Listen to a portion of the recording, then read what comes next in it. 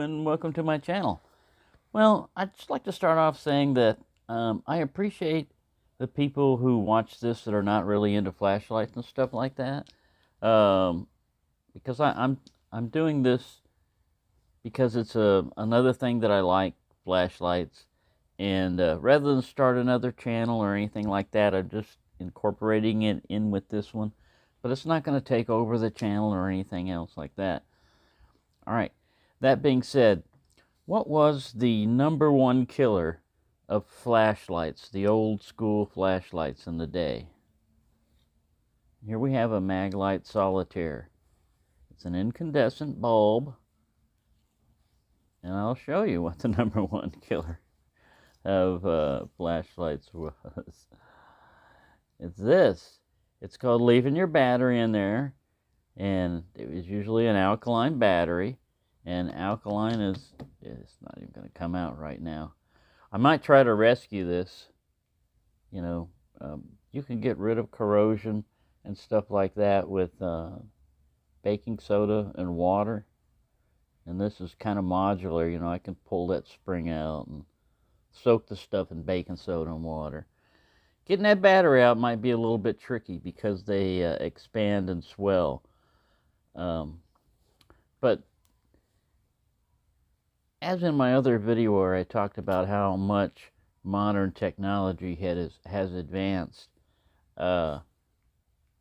this was at the height of modern technology. You know, this little flashlight right here was at the height of incandescent technology, because you had a very, you know, sturdy base, aluminum and everything. This was a USA company, you know, these things. I'm trying to do this through the lens. A very good company. You could store a spare bulb here in the base. I don't know if there, yeah, I think there is one in there. But this would get you.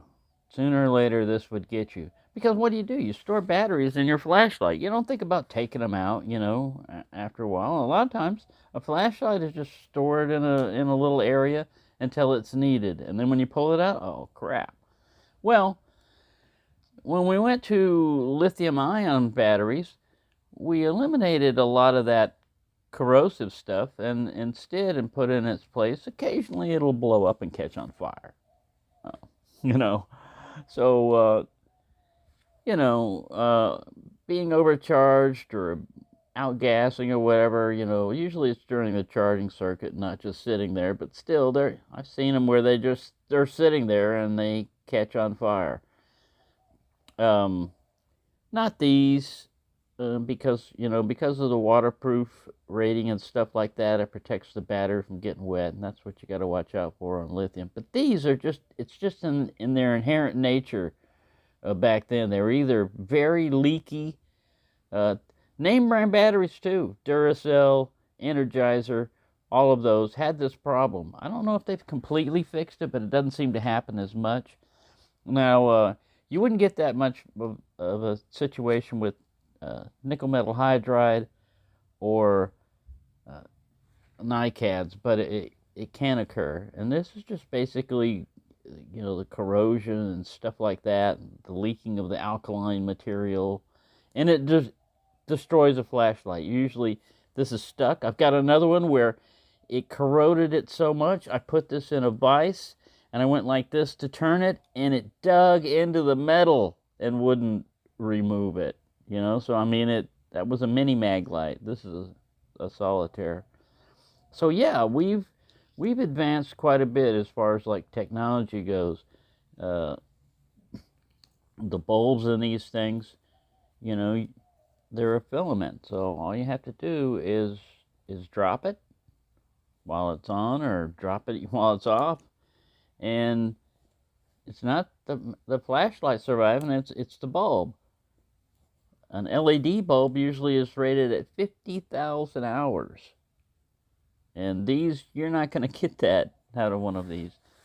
And the light output was pretty dismal. I found this and I thought, oh good, I'm just going to drop in a AAA in here. And I'm going to compare the difference between this and other AAA size batteries. You know, like some of these are running 3.7 volts, but other ones are AAA sized batteries. And, you know, like this one's 2 AAAs. Also, I just wanted to remind people that maybe you're not familiar with electronics and stuff like that. It's okay. It's okay on these i3Ts to drop a 14500 because the emitter can handle it. But if you try to drop two 10440s, damn it, 3.7 volt batteries in here, you're going to blow this emitter. It's not going to be able to handle it. Because right now, it's set up to run, what is it, 4 volts? 1.5 and 1.5, 3 volts. It's set up to run 3 volts. And you're putting in 3.7 plus 3.7. So even if the emitter can handle it, a lot of times the wires are not designed to handle that current or that voltage. So yeah, sometimes it's okay. Just remember, when you have two batteries that are in parallel, you're not increasing the voltage. And parallel is plus to plus, minus to minus. If you go series, plus and minus, you're increasing the voltage. You're doubling it. You take whatever you put 2 cells in here, double it. You put 3, triple it. Triple the voltage. You'll have the same you'll have the same capacity. This way, like this, you're keeping the voltage the same, but you're adding the capacity. So if this one had 200 milliamps, and this one had 200 milliamps, and this way you would have 400 milliamps, which would give you longer runtime, same amount of voltage. You put it this way, you still just got 200 milliamps, but you've increased the voltage. That's just the basics of series and parallel and, you know, stuff like that. But anyways, there you go. I bored you enough about that. But yeah, corrosion is the #1 killer. Alkaline batteries usually. Carbon batteries would do it too. The old school heavy duty type carbon batteries, they would leak too. Didn't seem to be as fast, but it seemed like there was a plague of alkaline batteries just leaking and destroying everything. Remote controls, anything that took a battery. You'd go to check it and like, oh, I wonder why it's not working. And you open up the battery compartment and this is what you would see. Like, oh my God. And the battery would be swollen and corroded. And oh, I got it out. There we go, a Rayovac. Usually damn near impossible to remove. So this is salvageable. Now, you can't really put, there's no electronics in here other than there is a contact switch and stuff like that in there. Let's see if we can zoom. Yeah, there's a contact that you want to clean. And this is just a simple mechanical type of switch. You push down, it turns it on, and at rest, it releases it. So there's some kind of spring stuff in here that you've got to work with also. Focus in there, you. But yeah, that's what you get. See that hole? You'd want to clean out all the corrosion out of that tube. And this is aluminum. So, I mean, you can put it in vinegar if you wanted. Or, like I said, you can take water and baking soda. If you mix vinegar and baking soda, you're going to get a reaction. But still, yeah, that's this right here. See, alkaline. Alkalina may explode or leak if installed backwards or forwards, or charged or exposed to fire. 0% mercury. Well, that's good to know. I wonder if we got a date here. November 2023. Look at that. See, November 2023 was when it should have gone bad. It hasn't even reached its expiration date. It wasn't installed backwards. So it's no slam on Rayovac in particular. I like their batteries back in the day, but I never trusted anybody's alkaline batteries. There for a while, they were just all leaking. A lot of my stuff I switched to nickel metal cadmium or nickel metal hydride because they didn't have that leakage problem. The NiCads had a memory effect problem where you only discharge it down this much and you recharge it and discharge it this much. This would be your capacity after a while. Nickel metal hydride didn't have that problem, but they still have the just sitting there, they'll discharge over time. They'll just lose their capacity, like 20% or so over a month. So lithium-ion batteries are okay for right now. The problem with them is we can do better. We can do better with than lithium-ion, and they're coming out with sodium-ion or something like that. But you still have lithium-ion. These don't, like I said, don't seem to leak too much, but you'll see them damaged, bulged, and stuff like that.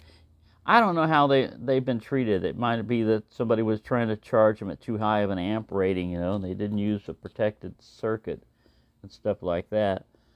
Like I said, I haven't seen modern alkaline type batteries like this leak that much, but I haven't been using them as much either, so I don't know. I really can't say if they've completely fixed that issue. It's just that I had so many flashlights destroyed by alkaline batteries that I rarely use them. I'm keeping this one in here just to show the difference between, you know, a 10 440, a 3.7 volt flashlight versus a 1.5. That's the main reason I'm doing that. And also to see if it leaks. I don't want to destroy this particular flashlight, but that's the way it goes, you know. This is a Surefire that's also in the AAA size, onboard recharging. They've got their own little proprietary lithium-ion battery, 3.7 volts, rechargeable lithium-ion. Again, these things don't seem to have near as much the same problem as alkaline batteries. So, if you want to know what the #1 killer of flashlights has always been, I don't know, I'm not going to look it up statistically, but for myself and my own uses, that's what's always is what happens. You'll find an old flashlight. If the battery's still in there, it's probably done this. And you can drop another, let's drop a regular, not a 14, let's see if it works just by dropping. It's not going to because of the corrosion and everything else. I can just tell you. I'll try to help it by going boing boing a little bit, but man, we've got so many issues in there. Well, let's see. It's experiment time. Most that could happen is it'll blow up. No, it won't blow up. It just won't come on. It won't work. Yeah, and it's not going to do that. Ooh, bent the leads. That's not the way you're supposed to do it, you idiot. Yeah, see. Yeah, don't go for me for advice on electronics that much. I may have had experience in electronics, but it's been a while, and I can still do stupid things like just happened. Anyways, we got a spare bolt. That can be repaired with some judicious bending. There you go. I'm glad we got that battery out to show you what I meant. I thought for sure it was stuck. I'd banged on it a couple of times before the video and I couldn't get it out. This one's good. This one's bad. You don't see a lot of bulging, it's just leakage. Just leakage around both posts, both terminals. There you go. Thank you for watching, and have a nice day.